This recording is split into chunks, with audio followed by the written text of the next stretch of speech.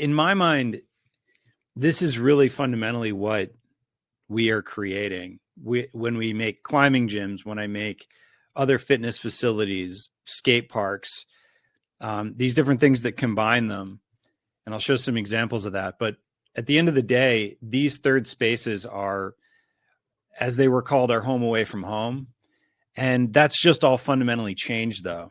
And that's what we're going to talk about. And so what is the future of that? What is the future of that as our work patterns have changed, our relationship between our lives, our work, and the things we do at these home away from homes? How do they all come together? And what can we actually do to make these things happen? And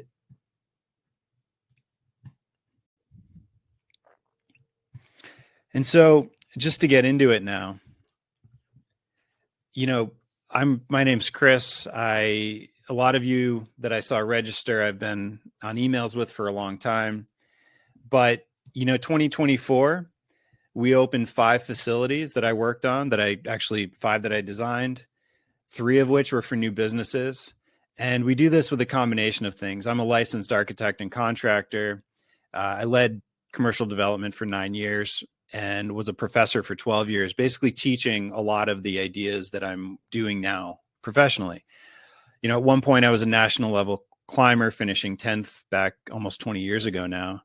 And, I've been running my studio for 4 years. And, the work I do now around the country, around the world, advising people all around the country, projects that have successfully opened. The red ones are actually projects that have not opened, that sort of died on the vine.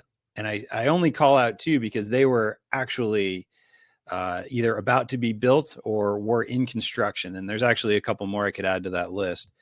But, we do this with a combination of different skills. And what I learned running development for a long time was having different verticals with real estate, zoning, project management, architecture, construction, operations, having these different verticals that I was able to fill in over really 10 years helps put projects together in the early stages more efficiently.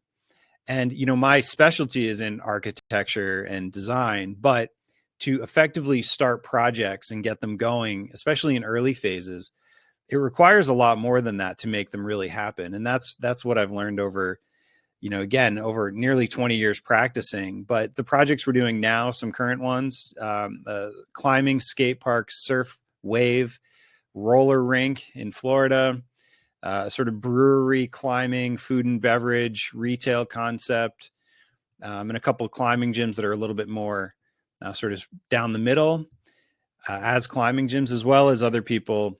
Pickle client that I work with, that this is their second facility in less than 12 months that we've opened. So this facility was from idea, meaning me visiting the site, talking about it, to operational.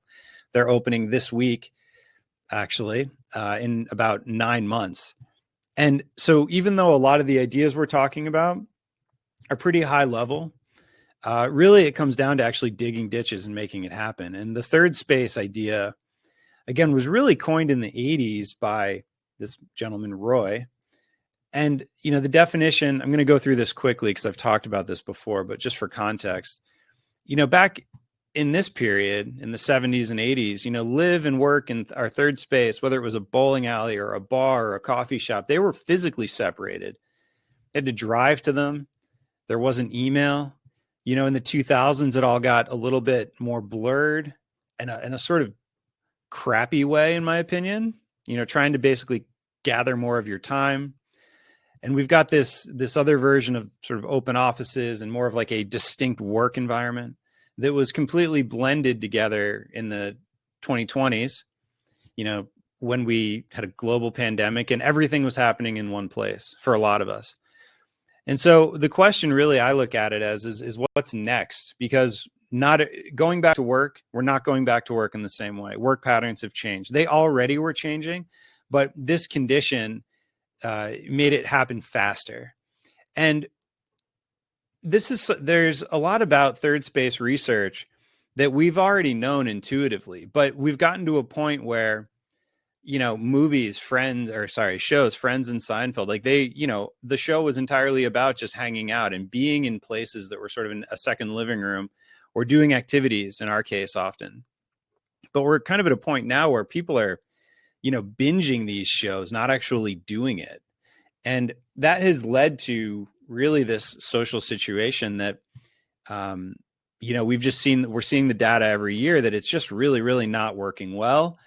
And it's creating different issues. So our changing patterns in the way that we're working, the way at the bottom of the pyramid, our digital lives, there's less and less truly public space. A lot more of it is being purchased and privatized, changing social structures. A lot of these sort of public spaces used to be religious buildings, and people just don't necessarily go to religious buildings as often. And a lot of this has led to a real increase in isolation, lack of balance between work and life, just a complete blending of them, and really mental and physical health issues. People are out of shape, mental health, isolation. And so there's a need to battle this or really solve this. And so much of it is around inclusion and working collectively, as well as having individual pursuits, fostering connection and innovation, and really helping to develop our own physical and mental sort of engagement. And so these third places are really places that can really help with that. And for so many projects that I've worked on, it's really climbing. And that's really what these things are, is these things are functioning as the third space. I really like this image of a gym in France because it really is almost like a climbing gym around a living room in a way. And so the new third space plus, like, what is the plus aspect of it? How can we make businesses that are helping address this issue around the need for third spaces, especially coming out of the pandemic, where we all just got compressed into our living rooms, or very often hardly even going outside, or desperately sort of looking for avenues to get outside.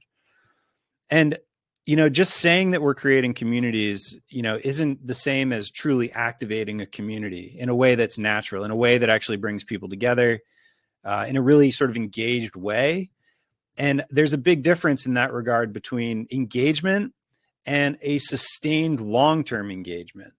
And I think there's a difference between a sort of sometimes the clip and climb, or, different amusement parks that maybe people go to once a year, versus, going to do the kids climbing team once or twice a week, or going, as often is the case, going several times a week, having memberships.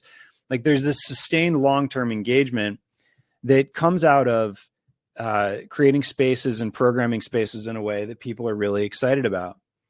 And play really becomes the vehicle to explore a lot of these issues and bring people together. And it starts out being something that's fun, but very quickly often becomes this sort of deeper connection, and takes us, physically and mentally to places we haven't really imagined, that helps us, learn about ourselves, learn about mastering skills, learn about just developing as people. And for a lot of us, it really does become the reason that we sort of base our whole life around it. And I know that's what it was for me, back in the 90s and early 2000s, when I was, traveling the world, climbing rocks, competing, hiking. Really almost everything was based around that.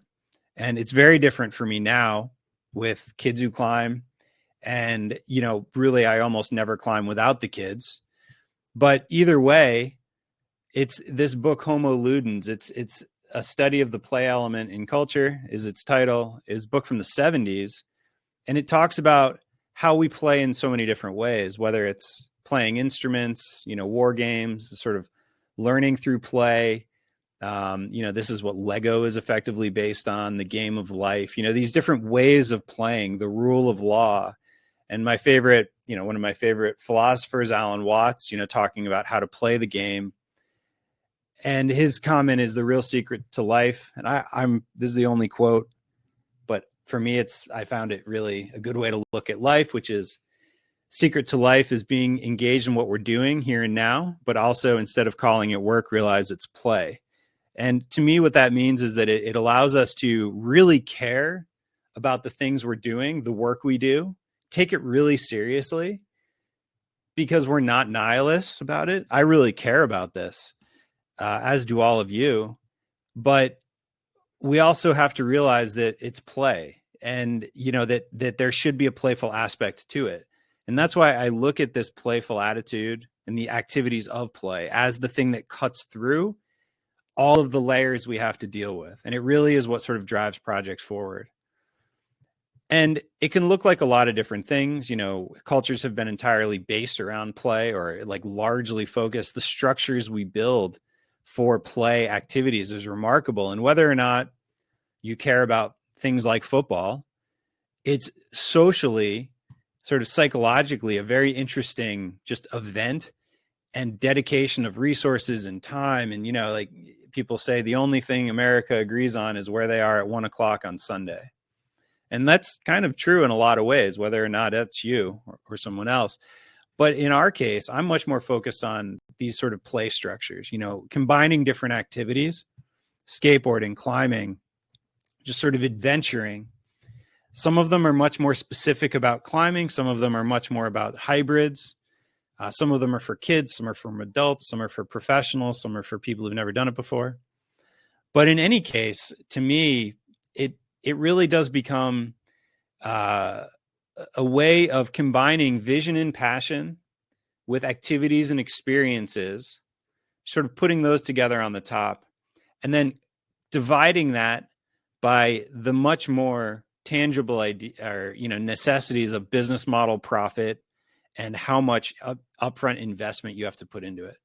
So this vision and these activities, sort of the fun stuff, cut by the business model and the profit, putting those together is what creates the third base plus in my mind, because that's the goal for these projects. And so the current context that we're in is that the cost of everything is high. It just is. It's not going back. And number two, sort of emerging sports and activities, things like climbing, things like skateboarding, are not only getting a lot more eyeballs on them through the Olympics, you know, again, for better or worse, it's true. So what do we do with that? It's an opportunity. It also is, these sports are being used as the backbone of commercial development, whether it's climbing and like very serious developer work, or surf parks that are being used almost like golf courses were used in real estate development. The one on the left is in Virginia Beach, right on the ocean. The one on the right is more of a golf course type community in out west. And third, the competition just continues to rise and will continue to rise. You know, the gyms, we continue to go up, you know, some closed, but a lot more open. And I'm seeing the same thing. I'm sort of surprised pleasantly how many people are reaching out every week to talk about projects, and mostly have really interesting ideas. It's remarkable how many people are out there either doing it or trying to do it. And the competition is really among any other way to spend our time. You know, we're traveling more post-COVID. And really there's just so many different ways to spend our time when we do go out and about, or if we choose not to go out and about. There's more and more streaming services or whatever it is you like to do at home. And so, you know, creating an identity is key. And that's why, you know, the decision to make a great project is a strategic decision for your business. And in Good to Great, Jim Collins talks about it, where, you know, disciplined people, disciplined thought, disciplined action. And what he's really getting at is that, you know, we're not imprisoned by circumstances. We're free to choose to be great by choice, as they say. But it's about these decisions, having a way of working that helps guide us to the vision of where we want to go. And to me, that's why we can open so many facilities and work with so many people around the country, is because fundamentally, we're not just winging it. We're actually really choosing to focus on what needs to be done to move projects forward. And to me, at the end of the day, in a competitive environment where there's more competition, it comes down to not just having a better environment, physical environment, but also making sure that our programming and operations is through the roof, because that's what's necessary to be top tier, to be great. And so the opportunities within that, as I see it, are really related to around the ecosystem of uses and programming, which I'll get into in a sec, what am I seeing in construction and real estate, and what am I seeing as opportunities for us to improve in the physical environment? And all of this is really out of, the last decades of work in this area, but specifically the last 3 years in depth, talking to so many people around the world and seeing so many different versions of construction and real estate opportunities come and go. And that's really what we're going to be getting into for what the future of these spaces is. And, I've been looking at these projects as ecosystems and specialization. So as businesses and industries mature, it's natural for there to be more specialization and for ecosystems that have to support that to evolve. And if you think about restaurants, for instance, there's restaurants for almost any type of specific food. And there are some that are sort of touching, like the Cheesecake Factory style, like we have a little bit of everything. But where do you choose to go? I go there sometimes, but like, where do you choose to go if you're in the mood for something else? And so that's where specialization to me comes in. And that's where this ecosystem idea of, depending on your user, if you're a parent dropping your kid off, if you're a 5-year-old, if you're a 15-year-old, if you're a 45-year-old like me, if you're more into fitness, if you're more into lounging or coffee and just having a coffee while your kid does something else, or individual pursuit versus collective pursuit, whatever it is, what are the pieces of program that you are choosing to give a home to in your facility to create this ecosystem that's in line with the narrative as you see it for your project? Meaning, in your community, as you're putting these projects, you're deploying a project, an idea, a concept, a vision into the community. What are the pieces of program that you're choosing to include, and how do they relate to each other, and why?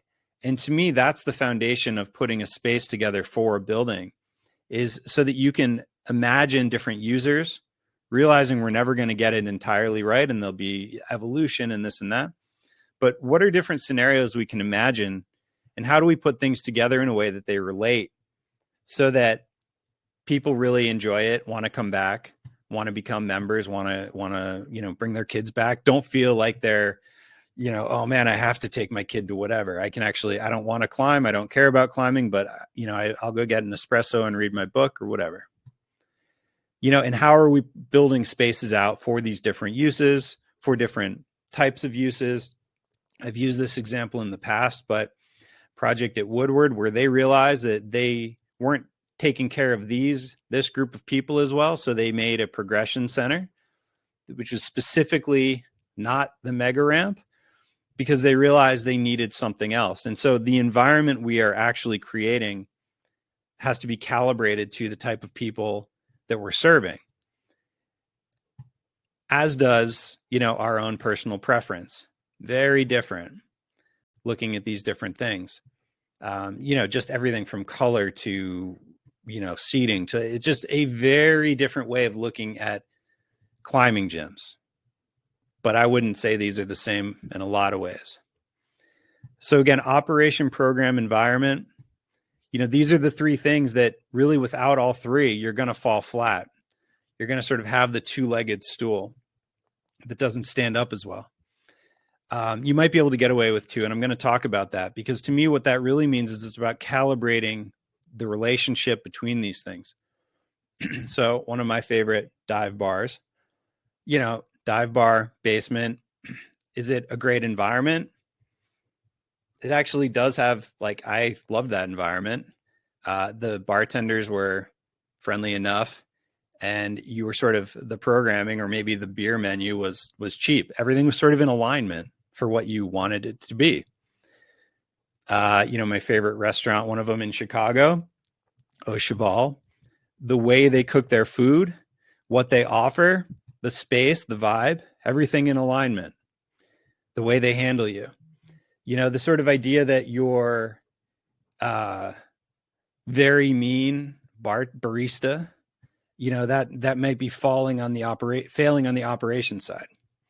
A company that really pays attention to this and does it sort of potentially better than most or almost all is Disney, where they spend so much time and effort for user interaction. and they have these commandments for how they lay out their park, how they interact with you as employees.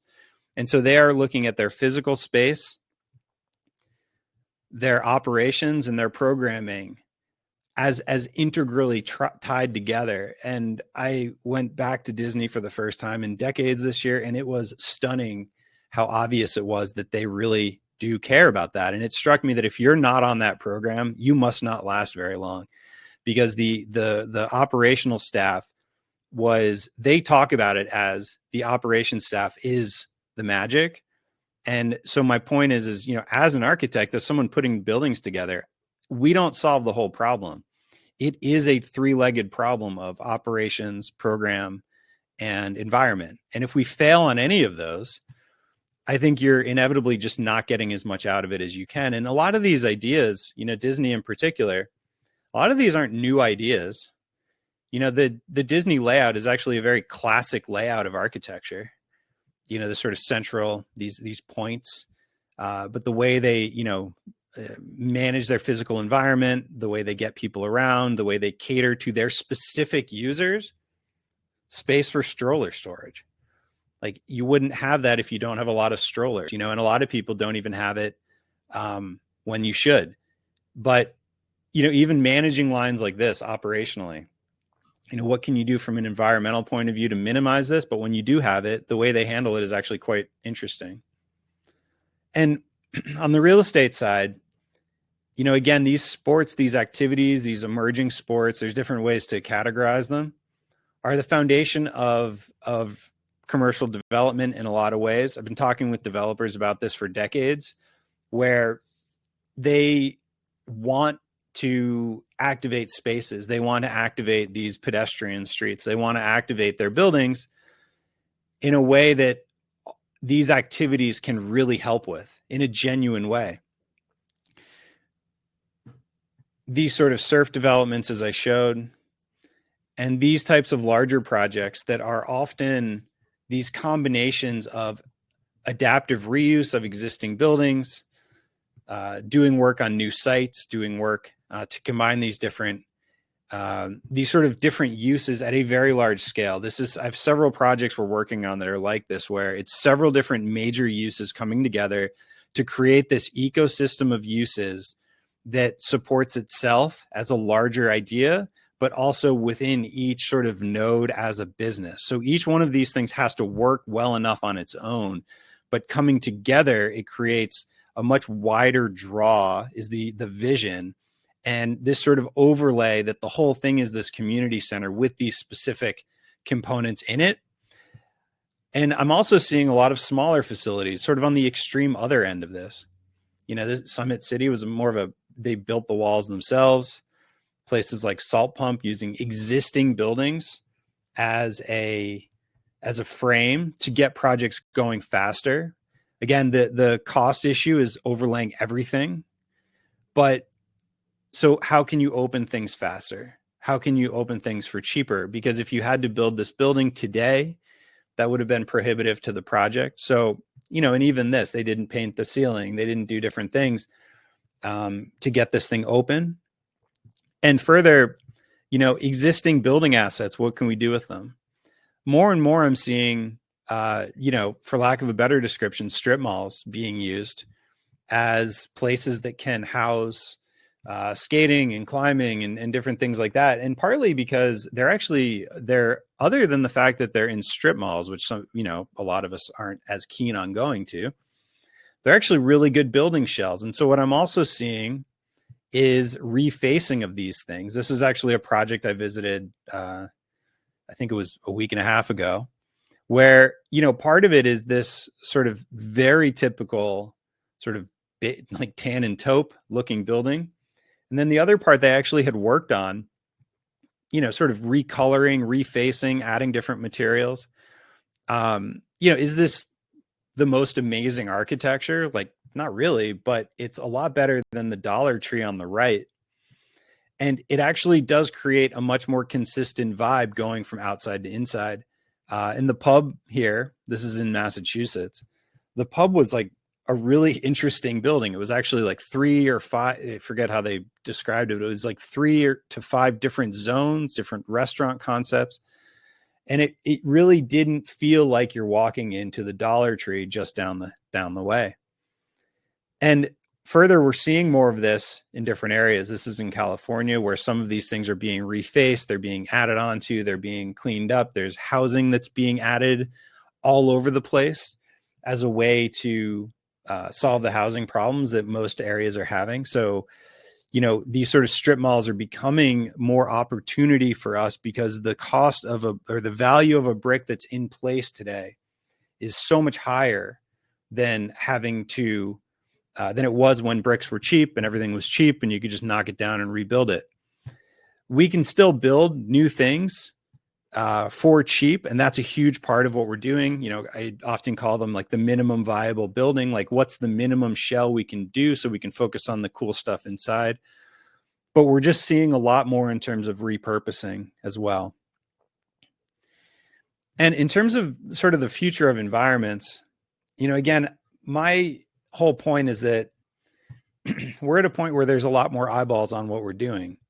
The Olympics, the climbing industry in general just continues to grow. More and more gyms, more money coming in.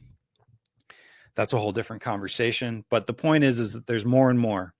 And so having your own identity is a strategic choice that I think is a good one to make.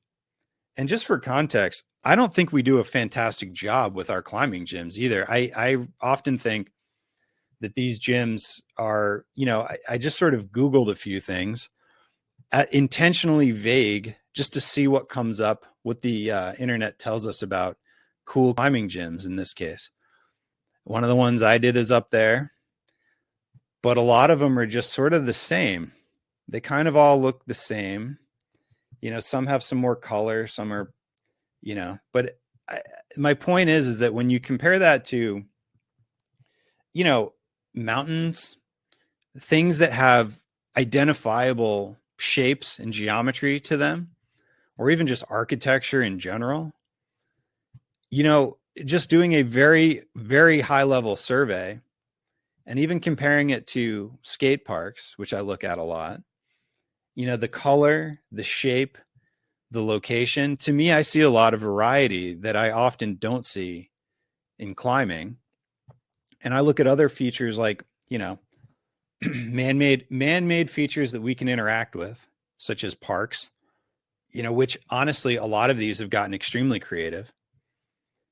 And that's partly what we were trying to do in projects like the ones we were doing with Woodward, was like, what can we do differently to solve a specific need, not just for the heck of it, but to actually do something that was very specific, very intentional, and had a real idea. And I think that maybe is the underlying issue that I think often is the case, is that there's a lack of intent that I see in a lot of climbing facilities and other facilities I visit, that is fundamentally what I'm often trying to start with, so that we can direct things both in terms of function and feel.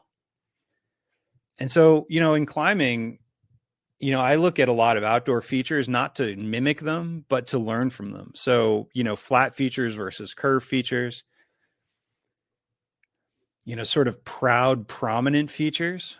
I mean, climbing corners is like often the most fun part about climbing. So, a lot of the walls I design, I put in a lot of corners that are not sort of overly cornered, but features that are visually and climbing wise sort of striking, and learning from other, features as well. So we actually were looking at this boulder when we were looking at this roof, which got a little steeper, but the idea was very similar in terms of the way that you were sort of able to climb out the corner, or even other ideas about like sort of larger features.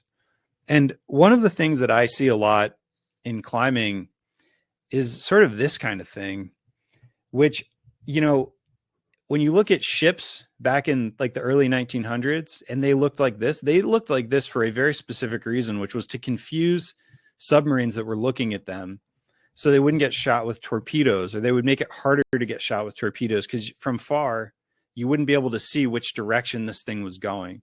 So this dazzle painting was a form of camouflage that was extremely functional. And when I look at climbing like this, I just, it's confusing, but I don't know if there's a good reason for it to be confusing. I don't know if it's a choice. I don't know. I don't know why we see this in the States a lot more than in Europe, for instance, where a lot more are sort of consistently colored. But like, is this the environment we're looking for?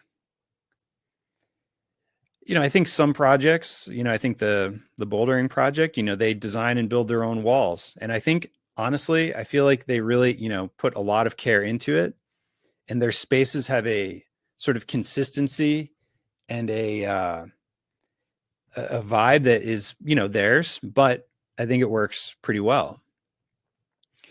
And when I talk about intent, a lot of it has to do with like, what are we thinking about spatially? And so, for instance, the idea of having sort of freestanding kind of like blocks, icebergs, to me, that's what I'm reminded of those when I look at this Rafael Moneo project in Spain, Portugal, forget, these sort of tilted blocks. And that was very much what we were looking at when we were working on this project. This is now a bouldering project in Washington, D.C., but we designed these walls very specifically as almost these icebergs, with, again, sort of corner features, flat features, some features that were ruled surfaces, which brings me to the sort of technical aspect of these environments and these climbing features, which is there are ways that we can create things that are much more not only dramatic, but functional.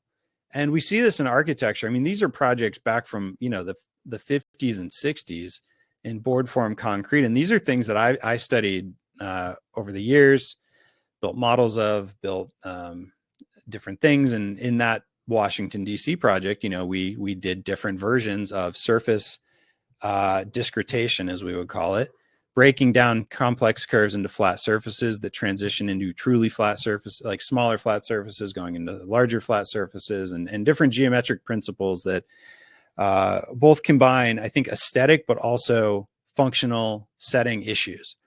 But none of those start like that. They all start with intent. And in that project in particular, it was much more about sort of thinking about different projects, different climbing features that were outside, actually, relating them to the building as we were putting into it, what was the condition we were plugging into, and then figuring out how to create features that worked within that space. And, so they set well, they climb well, and they're interesting to look at, just like I think those mountain profiles were, like from a visual point of view, having some interest, whether you're a climber or not, but also being good for climbing and very functional. And so much of this to me has to do with, the way we judge success with projects. It's hard to even know if we're doing the right thing without knowing what the intent is. And so I'm going to pause there, but just to go back, just in summary,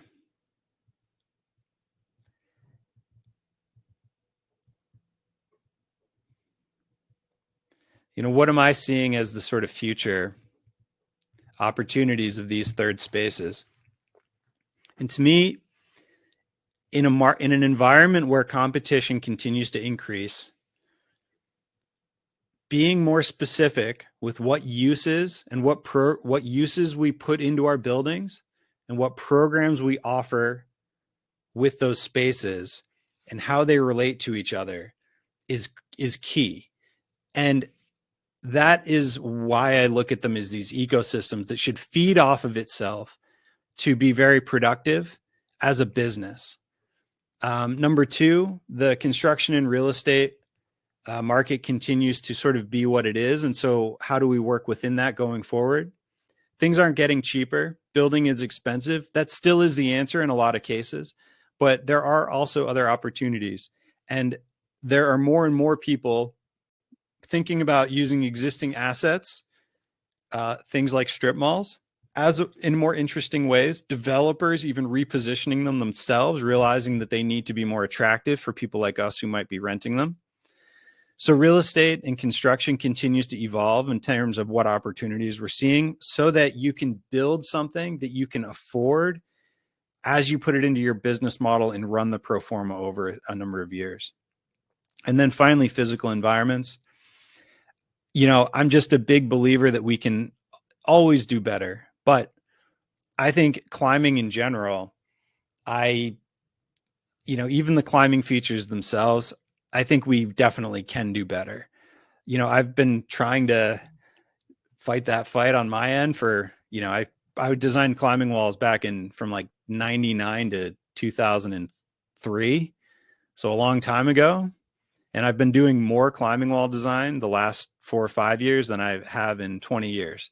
Partly because this has been something that I've really, I think there's a lot of opportunity here.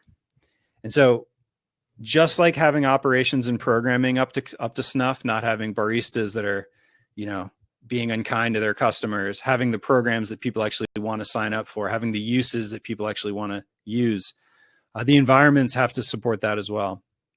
It's a chicken and egg a little bit, because often it's about making the most of the environment we have, programming that to the best we can. But then when we are talking about renovation or opening new facilities, and we get to tailor it a little bit more, how do the three relate? And so that's a huge part of what I see as opportunity going forward, to create these third spaces, which in my mind, and from what I keep seeing, are great businesses if we put them together the right way, and are desperately what people are looking for: to get out of their house, to get off of their phone, to have some place to bring their kids, to have some place that they can do things with their kids. For those of us who grew up watching the X Games, I went to the first X Games in like the late 90s in Newport. And, now going with, we now have kids. So these are not new sports, a lot of them, even though sometimes they feel that way. They're new Olympic sports. But so many of us, it's the second and third generation now of people growing up with them. So these relationships are what I see as the future of this. And I think it's a fight worth fighting, because as we all know, anybody who opens these facilities, there's nothing like creating a space that just blows people away and functions as a thriving business. And to me, these are the three things that I focus on mostly with clients. And that's why I see it as the future for third spaces.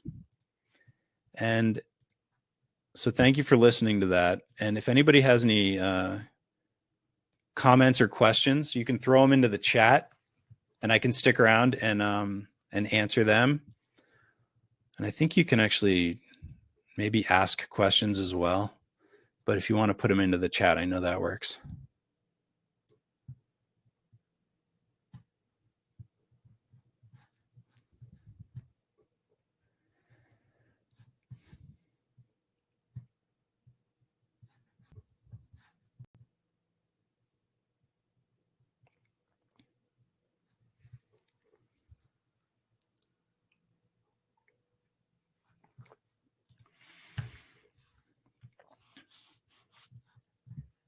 I'm just going to go back here.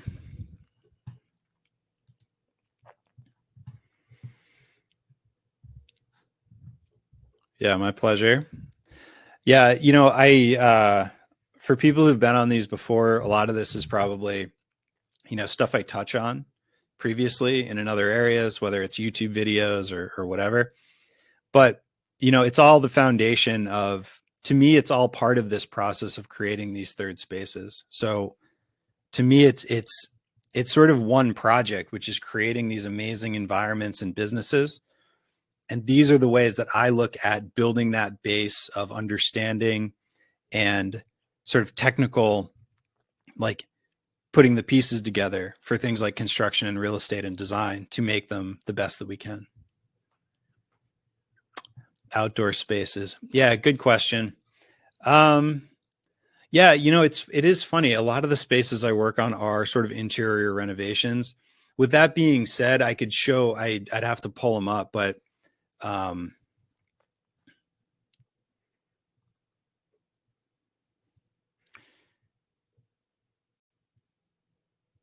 lot of these are interiors, but I mean, this and this, I mean, these are sort of largely exterior spaces. So, to me, I don't think about them much differently.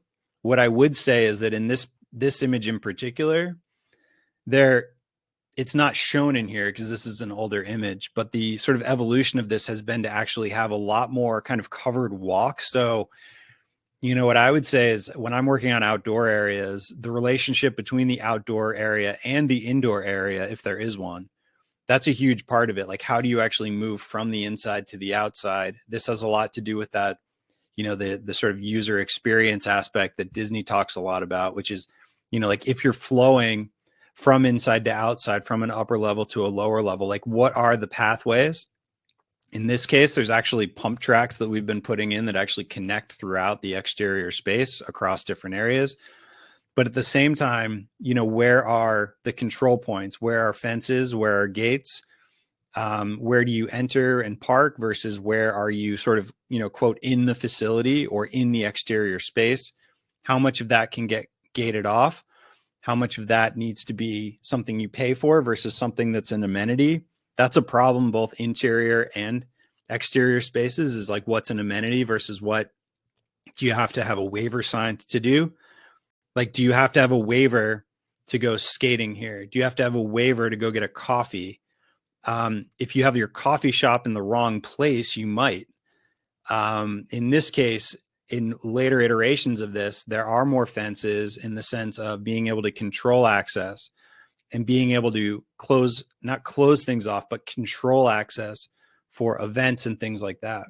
So it's a good question, but to me, it's fundamentally the same problem of how do you have, it's in a lot of cases, the control points become a big part of it. And that's certainly the case in these projects where, it's sort of in the dark here, but there's an outdoor boulder that's covered, there's a railing around it.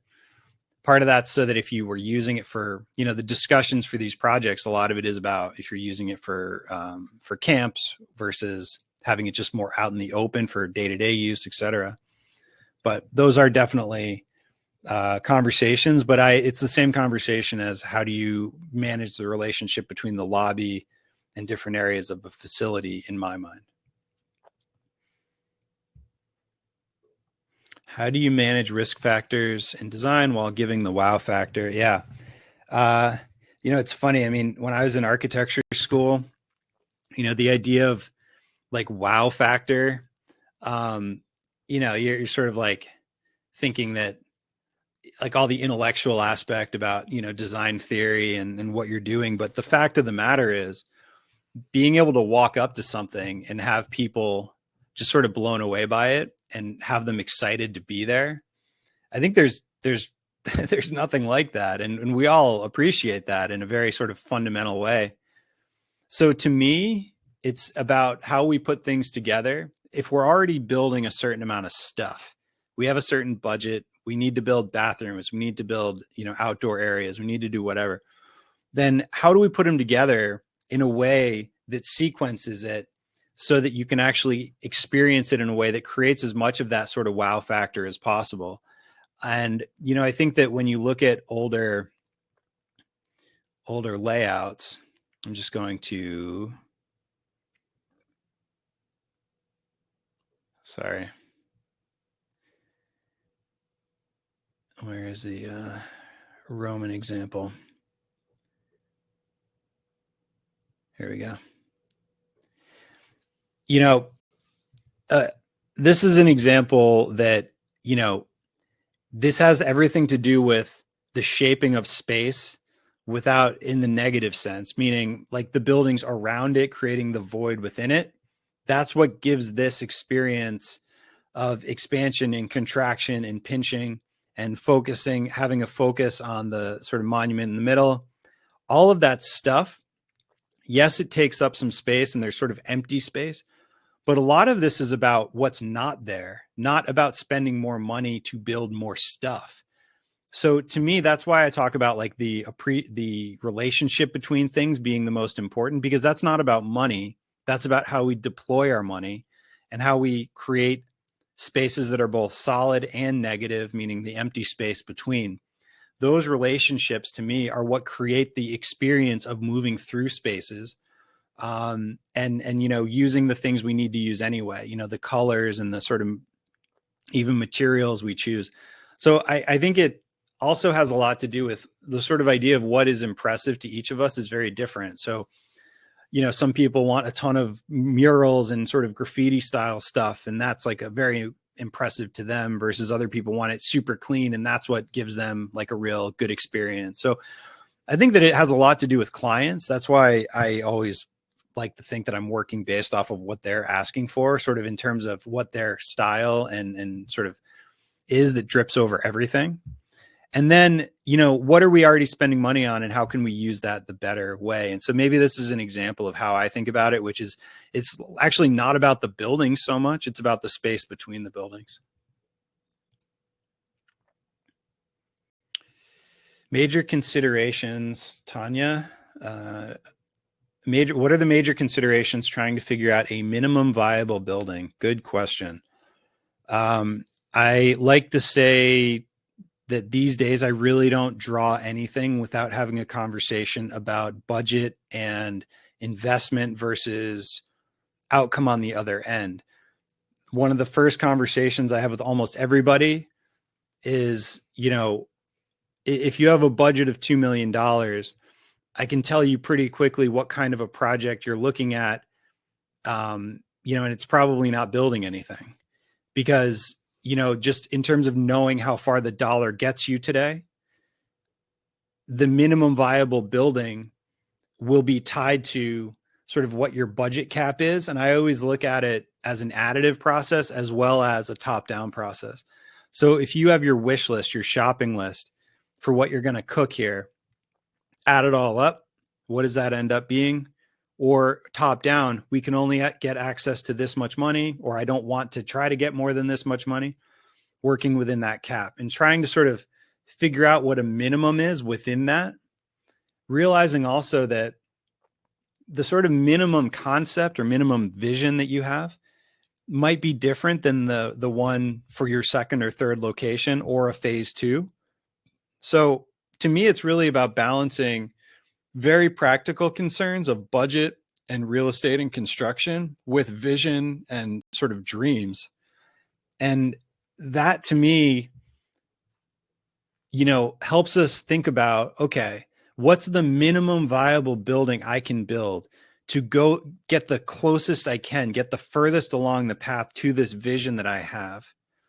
That to me is what the minimum viable building is like, what's the thing we can spend, frankly, the least amount on to get us the furthest? And the reason I say that is because if that debt burden, whatever your investment is up front, is a shadow for the next however long your business is open. So if you can spend less up front, it'll help you sort of loosen your belt a little bit from day one.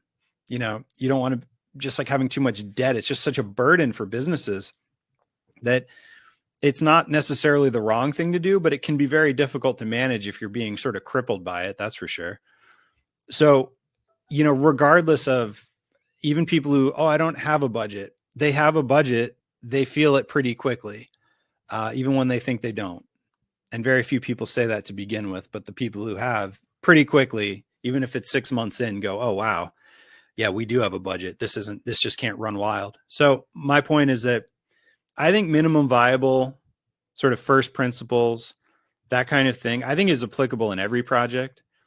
Often to me, when I look at projects, the answer isn't necessarily building more or putting in more climbing wall. It's often putting in less to create more of the sort of space between things so that the relationships between things can be dialed in a little bit more. Because to me, it has so much to do with what we don't build, those we do build.